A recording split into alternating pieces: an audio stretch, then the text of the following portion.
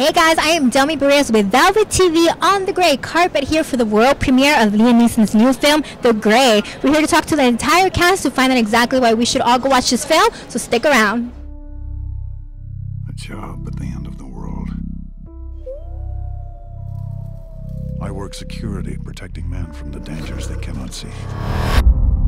There's not a second goes by when I'm not thinking of you in some way. Going home, guys. Let's keep it moving.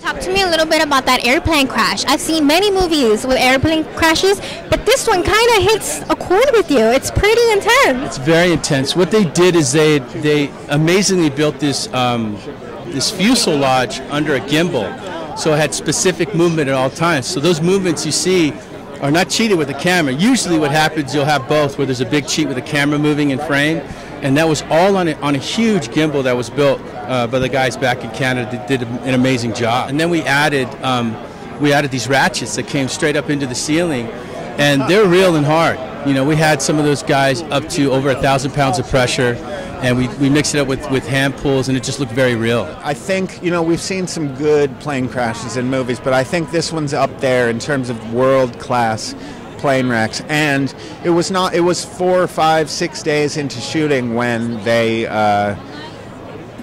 built this, you know, 6 rows of airplane and put it on a giant spinning gimbal and invited you up into it to strap yourself in, and threw fire and sort of snow and cocktail napkins and luggage at your head while it was going over and over and over. It was true. It's extraordinarily fun. We need a fire, then we find food. If we don't move and work now, we'll all freeze to death.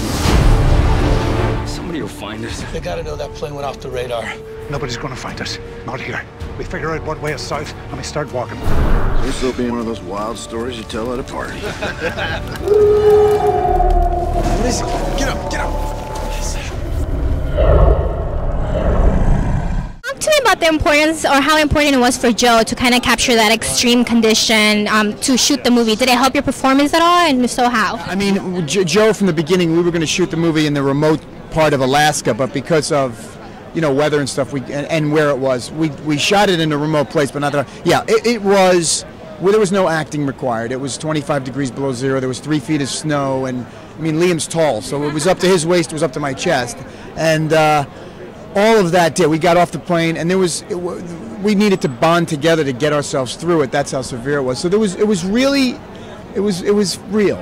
Acting ceases to exist out there at 45 degrees below zero and 60-mile-an-hour winds, which is such a gift to performers.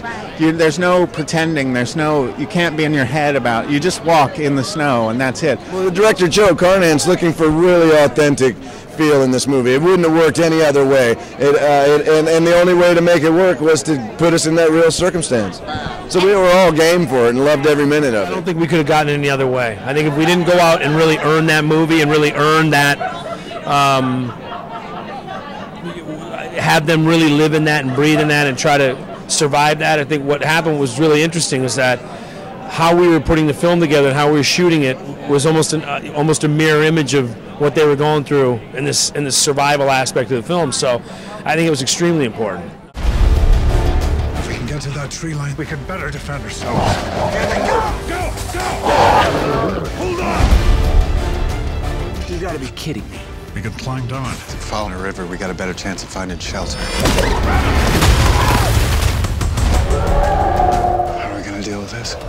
We take them on, one at a time.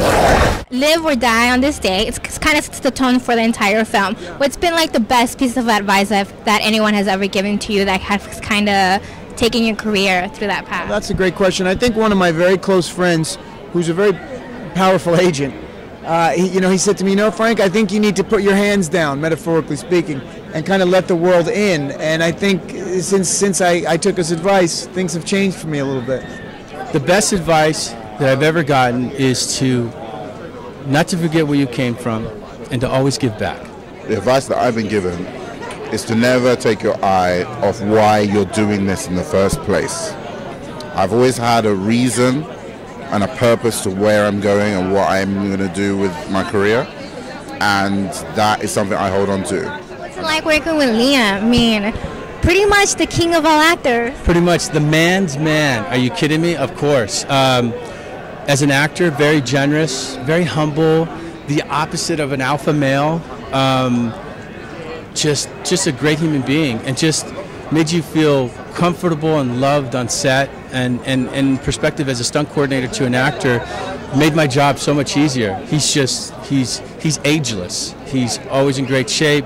He's willing to give 150% physically, and he was just ready to go, always. I want to see your face, feel your hands in mine. Don't stop!